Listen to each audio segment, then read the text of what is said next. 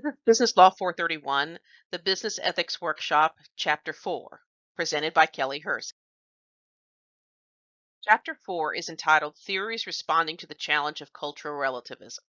Chapter 4 examines some theories guiding ethical decisions in business. It considers reactions to the possibility that there are no universal definitions of right and wrong, as with rights and duty-based ethics, only different customs that change from one society to another. So we're going to cover what is cultural relativism, cultural ethics, virtue theory, discourse ethics, and the ethics of care. The first topic we're going to cover is cultural relativism. So what is it? Well, cultural relativism refers to the idea that the values and morality practiced by one community cannot be dismissed as wrong or inferior to those practiced by another community. In your text, they give the example of infanticide, which in our culture is a heinous act, but in other cultures, particularly the murder of a female child, is not a heinous act. It's a practical act. It's needed for survival. German philosopher Friedrich Nietzsche proposed that different cultures and people each produce their own moral recommendations and prohibitions, and there's no way to indisputably prove that one set is universally preferable to another. It's all relative. That's why they call it cultural relativism. Under cultural relativism, it no longer makes sense to talk about right and wrong in general terms as though there's a set of rules that apply to everyone. Instead, there are only rights and wrongs as defined within a specific society. He theorized that people basically lived in a bubble and that the rights and wrongs in their community shouldn't be compared to the rights and wrongs in another community. Accepting cultural relatives' premise means rejecting the foundation of traditional ethics. Under traditional ethical theory, the idea is that if we think carefully and expertly enough, we'll be able to formulate rules that everyone, people in all times, places, and communities, must obey if they want to consider themselves ethically responsible. So cultural relativism basically says, no, that's not possible. We can't create a universal set of rules. It's only in a community. Next, let's talk about cultural relativism and business ethics. Bribes are a way of doing business in many foreign countries, though bribes are illegal and unethical in the US.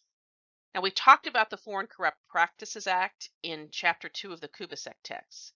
As a reminder, the FCPA prohibits payments or bribes made by U.S. companies and citizens with an aim of gaining or maintaining business in a foreign country.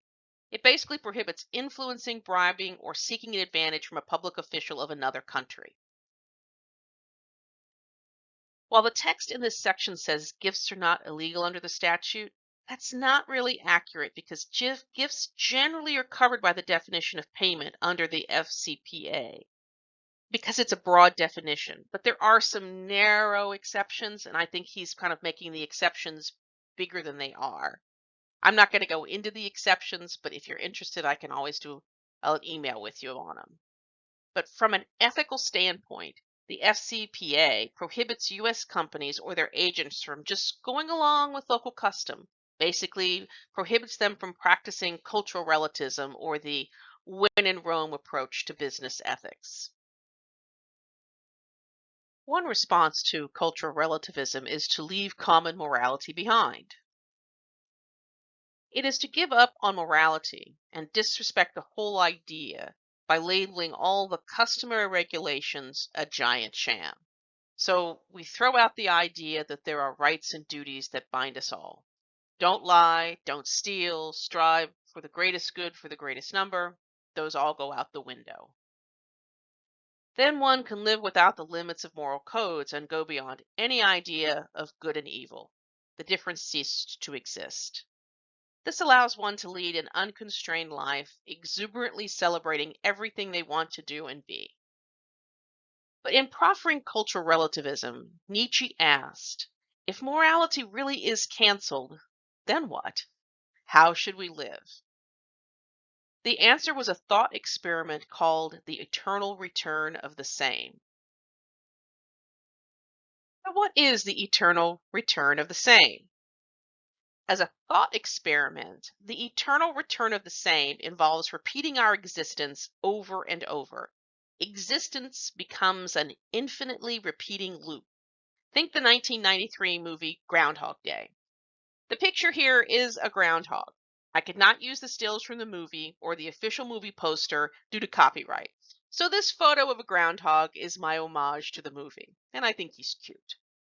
Well, I suspect most of you've seen the film. If you've never watched Groundhog Day with Bill Murray and Andy McDowell, you now have a legitimate reason to. It demonstrates the eternal return of the same. It is the movie of the week this week, and it is a Bill Murray at his best.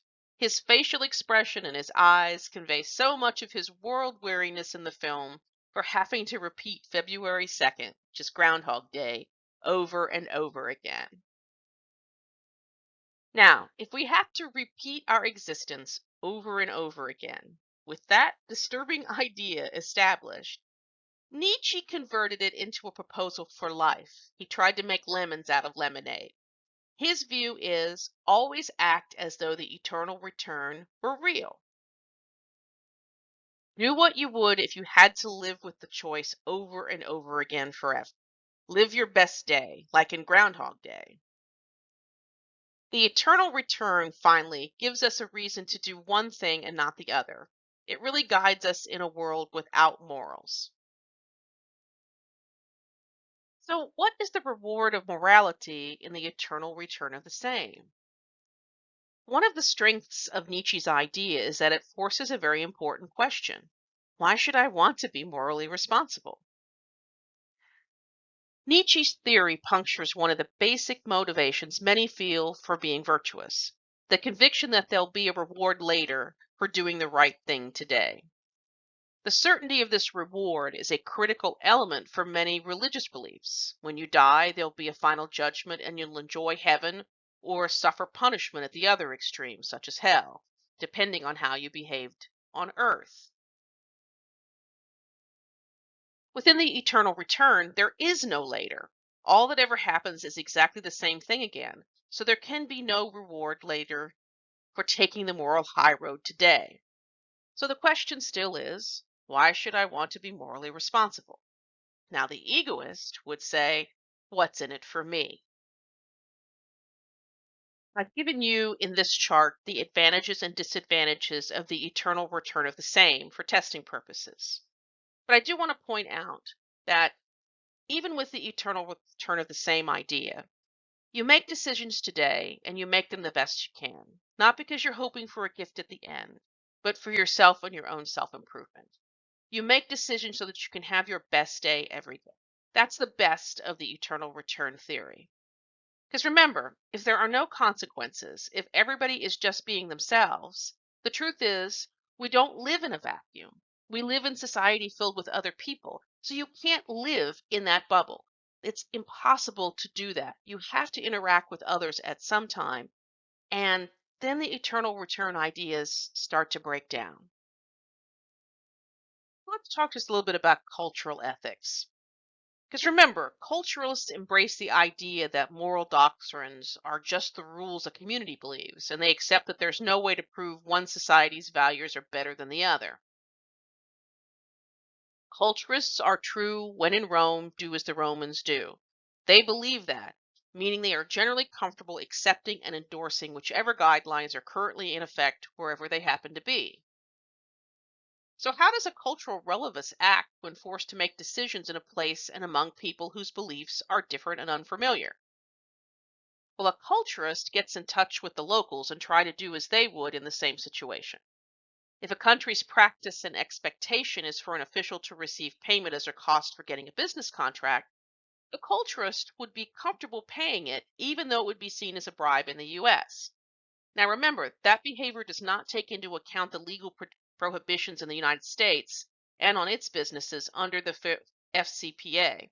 It only means that the culturist, all things being equal, would have no moral dilemma in paying a bribe if it were customary and expected in that particular country. The next question to ask is cultural ethics true? Conceding that the culturalists are right is essentially admitting that there is no reason to carefully analyze problems. One is far better served just checking around to see what most other people are doing in similar situations. To truly believe in cultural ethics is to believe essentially that traditional ethics does not really matter and cannot help anyone make thoughtful business decisions. That morality is all situational or transactional and can change with the next country or the next deal. Ethics then isn't a test of your ability to think independently and reasonably. It's more of a responsibility just to follow the crowd. Now, a valid argument is one where the conclusion necessarily follows the premises. Cultural ethics as an idea breaks down because when you ask the question, the conclusion doesn't necessarily flow from the premise. Just because no transcultural theory based on universal reason has yet to conquer all local beliefs and habits everywhere doesn't mean that no such theory will ever accomplish that goal. For example, just because no broad international agreement has been reached about what counts as bribery doesn't mean that no agreement will ever be reached. That's the fallacy in cultural ethics. Now, in the field of contemporary philosophy and ethics, those who share the suspicion, those who doubt that no matter how hard we try, we'll never be able to get beyond our basic cultural perspectives and disagreements, are not just considered cultural ethicists, they belong to a movement named postmodernism. Here is a chart of the advantages and disadvantages of cultural ethics for testing purposes. I've kind of broken down the advantages and the disadvantages into small bites for you. If for some reason you can't read this and need a text only version for accessibility, please email me. Next, we're going to discuss virtue theory. Virtue theory ethics is most concerned with a person's or organization's character. Proponents of virtue theory suggest that we change the focus of our moral investigations. Instead of trying to form specific rules for everyone to follow, they propose that we build a virtuous character. Virtue ethics is the idea that we can and should instill qualities like honesty, respect, and firmness in people, and then let them go out into the complex business world, confident that they'll face dilemmas well because of their good character. The idea is that people who are good will do the good and right thing, regardless of the circumstances, and especially in hard situations, like, for example, in layoff situations. Using virtue theory, these are the primary tasks of ethics: delineate what the virtues are and provide experience using the virtues. Here are the virtues and vices most people in ethics could agree on. The virtues are wisdom, both theoretical and practical, fairness, courage, temperance, prudence, sincerity, and civility. The vices are cowardice and insensibility. Let's discuss the virtues first in the business environment. The basic virtues tend to stress moderation and the ability to avoid taking extreme action in the face of dilemmas. The first virtue is theoretical wisdom. It's acquired through study. Those possessing theoretical wisdom know the scholarly rules of the world in the abstract, but not necessarily in practice. Theoretical wisdom is like book learning. It's what I got in law school. I had the tools for trying cases, but I did not learn the mechanics and strategy of actually trying a case until I had to stand up in court and do it. But I had the theoretical wisdom from law school. Practical wisdom is also known as prudence, and it's the learned ability to take a deep breath and respond to situations thoughtfully. Practical wisdom, in many ways, is learning how to harness your temper when things don't go your way instead of throwing a tantrum like a toddler. People don't want to do business with a angry toddler. The best mediators in the world understand practical wisdom better than anyone because they can diffuse a situation and help people find solutions. Fairness is the virtue of judging people's acts dispassionately, even-handedly, and from all points of view. Courage is the virtue of moderate boldness, meaning you will not act cowardly, but will also use prudence in not charging in blind or unprepared. Courage is about doing something when you are afraid, but doing it as thoughtful in a manner as you can, given the circumstances. Temperance is the virtue of self control with respect to pleasure, especially the pleasures of the body and senses. Though in the business world, it relates more to the ability to delay gratification and keep trying. Temperance in the workplace is more the learned ability to delay gratification. For example, doing good work is frequently rewarded with a better job or a raise, but it's hard to find someone who feels as though they get everything they deserve every time. Temperance enters here as the ability to bear down and keep trying. It's also, on the other hand, the ability to know when a larger change, perhaps looking for a job at another company, may be necessary to get ahead. Sincerity is the ability to reveal yourself to others with confidence that you'll be respected. It's knowing how to share without oversharing. Civility is the virtue of showing considerations for others without humiliating yourself. It's showing others that you take them seriously while also respecting yourself by establishing ground rules for behavior that are independent and neutral. Civility is the virtue of habitually being and expressing yourself in a way that establishes your presence solidly without threatening or impinging on others. Now let's talk about vices in the business environment. The vices produce a sensation of unease. It's not exactly a sting of conscience like a child feels when caught stealing or lying. It's more a sense of weakness, deflation, and failure. Might even feel like depression. Cowardice is a vice, and it is the opposite in many ways of courage. An example would be accidentally deleting client files in a database and then trying to cover it up. It may save your job if you mess up and don't confess to the problem being your fault, but for the person trained in virtue, the job will have lost its dignity. Insensibility is another main vice. It's the inability to think of others or their reaction to your conduct. An example would be using graphic images of dead bodies on television without thought to how the families of the victims might feel or the shock to viewers. This chart shows the main advantage and disadvantage of virtue theory.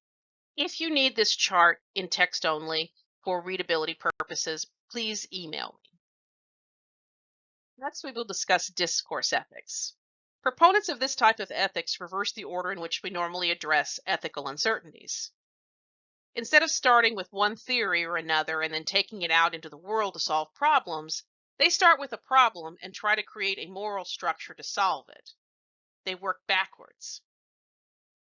Ethical solutions then become ad hoc, custom generated to resolve a specific conflict.